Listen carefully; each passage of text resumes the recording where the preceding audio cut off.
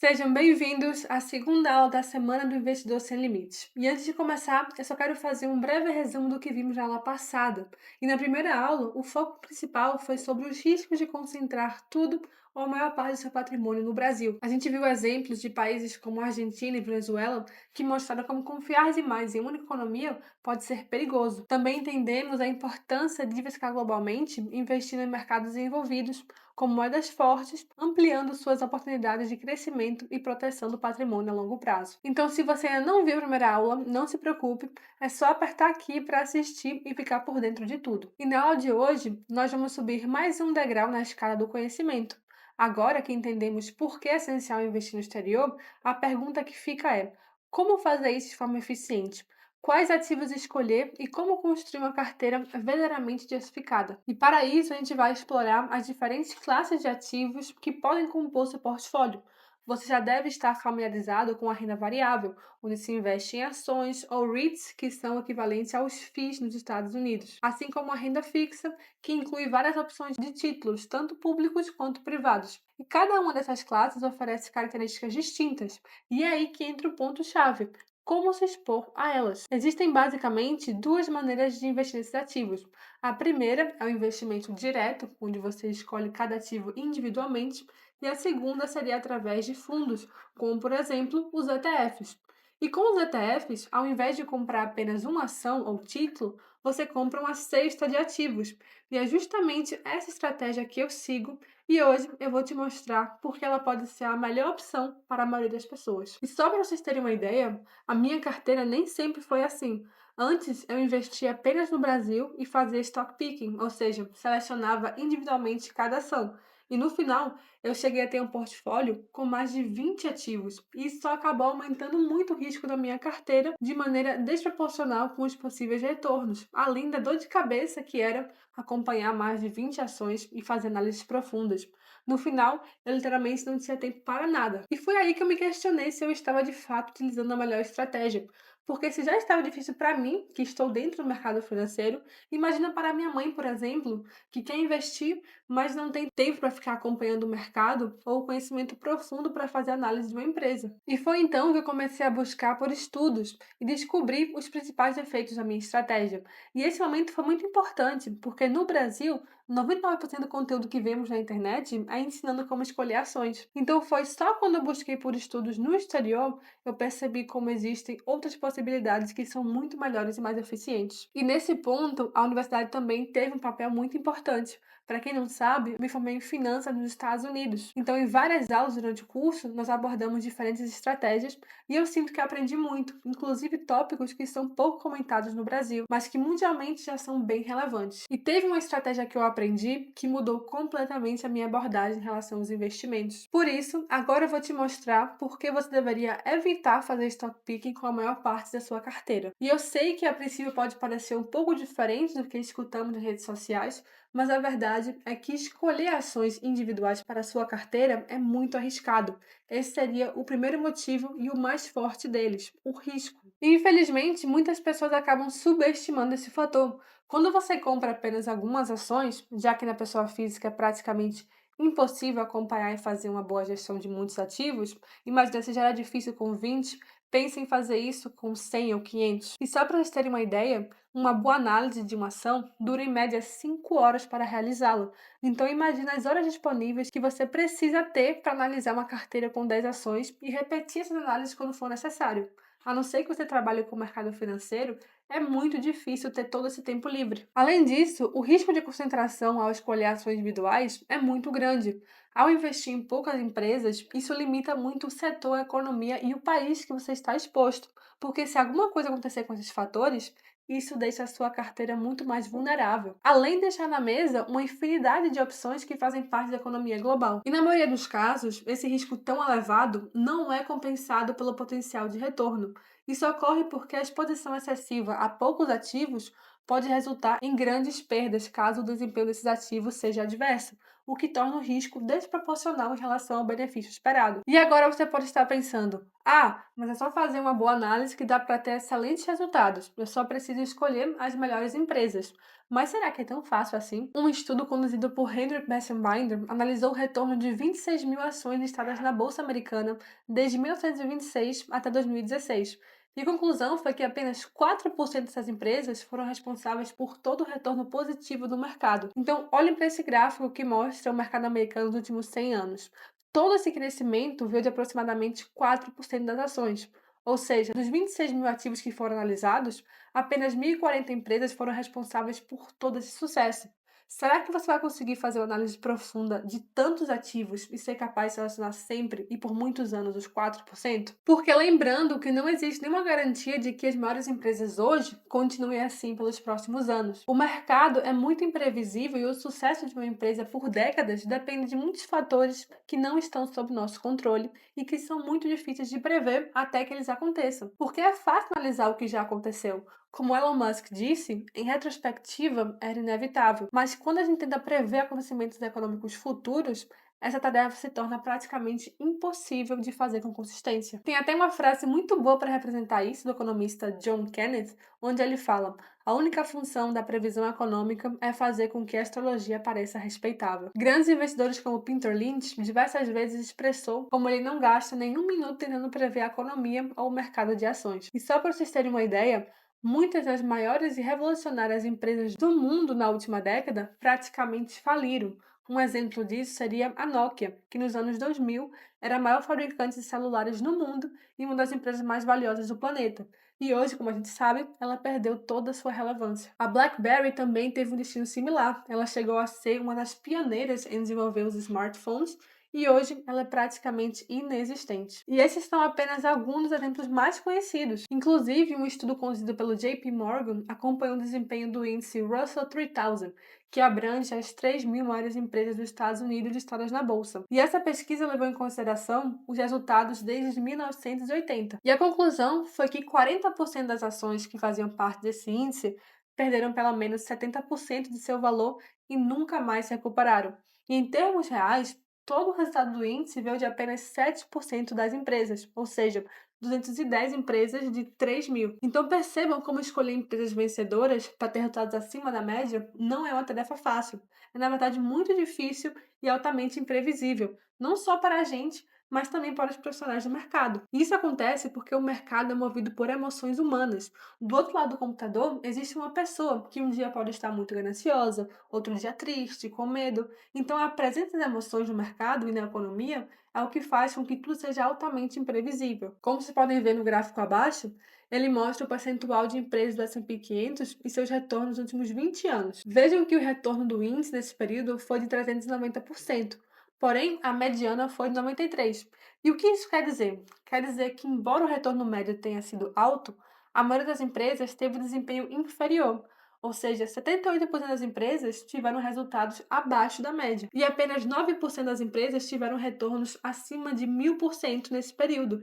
E foram essas empresas que acabaram carregando toda a performance do índice, compensando inclusive as várias empresas que tiveram retornos negativos. Então percebam que a chance de você estar comprando somente as empresas que tiveram resultados acima da média são muito baixos. E além de saber isso, você precisa acertar o tempo certo para investir, porque muitas delas passaram anos andando de lado antes de entregarem grandes retornos. É por esses motivos que nem mesmo profissionais que se dedicam o dia inteiro analisando o mercado, tem vezes até que existe um analista por ação, e mesmo assim eles não conseguem superar a média do mercado com frequência. Mas 90% desses fundos têm performances inferiores ao longo do tempo. E essa ilusão de acreditar que conseguimos escolher as melhores empresas ou o melhor momento para investir é conhecida como o viés de ilusão de controle. Esse viés leva as pessoas a acreditar que têm a capacidade de prever ou influenciar eventos incertos, como o movimento dos mercados de ações, mesmo quando esses resultados são amplamente aleatórios e fora do seu controle, o que leva a uma falsa sensação de segurança em decisões de investimentos baseadas em achismos ou análises limitadas. E, infelizmente, hoje em dia, isso é o que mais vemos sendo propagado pelas redes sociais. As pessoas pegam casos de sucesso e mostram isso como se fosse fácil replicar esses passos. Mas no final, lembre que o cemitério dos perdedores é um lugar silencioso. Para cada vencedor, existem muitas pessoas que provavelmente não souberam julgar os possíveis riscos dessa estratégia arriscada e que infelizmente não tiveram sucesso. Porém, agora eu tenho uma ótima notícia para você. Como vocês estão vendo até agora, estar na média do mercado é muito bom. Essa é uma das únicas áreas do mundo onde estar na média vai te dar, em mais de 90% dos casos, resultados melhores do que os profissionais. Então você não precisa ficar fazendo análises profundas de cada empresa, não precisa acertar o melhor momento para investir, acompanhar o mercado e mesmo assim terá excelentes rentabilidades seguindo a média do mercado. Porque no final, a maioria de vocês que estão me assistindo agora provavelmente não querem trabalhar no mercado financeiro e não tem como ficar o tempo todo e passar horas por dia analisando as empresas.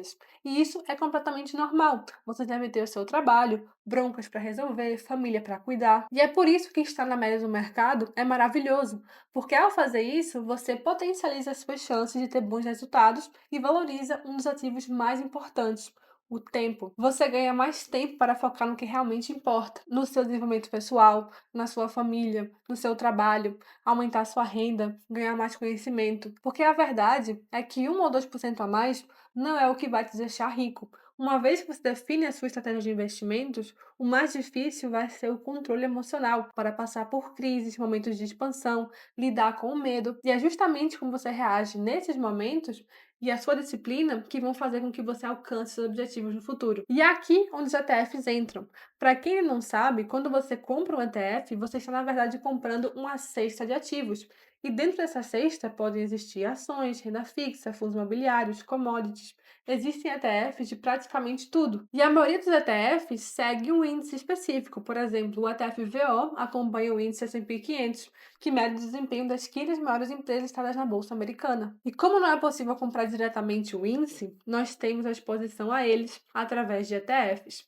Então, ao adquirir o VO, por exemplo, com apenas um clique você está adicionando o equivalente a 500 empresas ao seu portfólio, sem precisar comprar uma por uma, o que seria praticamente impossível. E o melhor de tudo é que o gestor vai atualizando as posições dentro do ETF de acordo com o que acontece no mercado. Por exemplo, essas são algumas das 500 empresas que fazem parte da S&P 500. Se por acaso alguma delas falir e saírem do índice, o gestor vai tirá-la do ETF e adicionar a nova empresa que entrou. E vocês lembram do estudo que mostra que apenas 4% das ações foram responsáveis por todo o retorno positivo do mercado? Então, ao investir através de ETFs, você vai garantir que esses 4% sempre estejam na sua carteira. Claro, também inclui empresas que podem ter resultados ruins no futuro.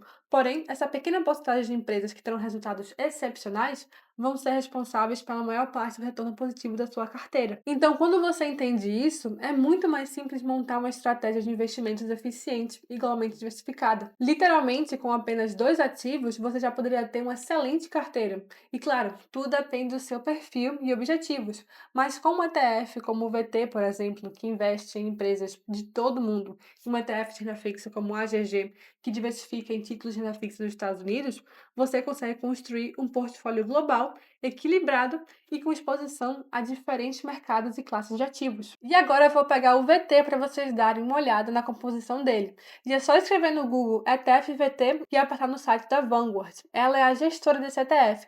E a Vanguard é, inclusive, uma das maiores e mais poderosas empresas do mundo. Se você olhar para o quadro acionário da Apple, por exemplo, vai ver que as duas maiores acionistas são, na verdade, gestoras de ETFs, a Vanguard e a BlackRock. Só para vocês verem como existe muito dinheiro dentro do mercado de ETFs. Mas agora, voltando à página, aqui nós vamos encontrar informações muito importantes sobre o ETF, como, por exemplo, a data de início, que é a Inception Date, e descendo um pouco mais, a gente encontra o valor mínimo para investir no VT, que é de apenas US$ 1, o que seria o equivalente a quase R$ 6. Ou seja, é um investimento muito acessível, qualquer pessoa pode comprar. E aqui nós também temos o Expense Ratio, que seria a taxa de administração. E essa é, na verdade, outra vantagem dos ETFs. Os custos são muito baixos. E eu diria que esse é o principal motivo por eu preferir os ETFs ao invés dos fundos de gestão ativa. Os fundos ativos possuem taxas altíssimas. Eu já vi fundo com taxas de 2% ao ano. Inicialmente, você pode pensar que 2% não é nada, mas depois de 10 anos, isso reduz cerca de 7% do seu patrimônio. E em 30 anos, o estrago vai para 43%.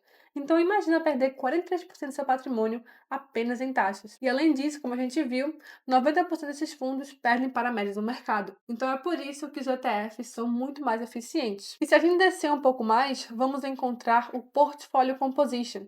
Percebam que em azul, onde está escrito Benchmark, seria o índice que o VT segue, que nesse caso é o FTSE Global All Cap Index. E do lado esquerdo, vemos que o VT possui quase 10 mil ações dentro dele. Por isso que a gente diz que ele é o nível máximo de diversificação, já que ele vai literalmente acompanhar o crescimento do mundo. Claro, ele não vai apenas crescer em uma linha reta, nós ainda vamos passar por crises, momentos de bear market, ele vai ter muita volatilidade, mas a tendência é que no longo prazo ele suba, porque o mundo continua melhorando e evoluindo. Então compara uma carteira diversificada como essa com só ter algumas ações no Brasil ou até mesmo nos Estados Unidos. Conseguem perceber como é muito arriscado? E eu não sou totalmente contra o stock picking, porque no final cada um é livre. A minha única ressalva é que você entenda verdadeiramente todos os riscos e, de preferência, faça isso com uma porcentagem pequena da carteira, para se por acaso não der certo, você não compromete todo o seu patrimônio. Eu acredito que a base de uma carteira deve ser amplamente diversificada e de maneira passiva, e o ETF-VT atende bem demais essa necessidade. E se eu descer um pouco mais, a gente vai encontrar o peso que o VT aloca em cada região do mundo.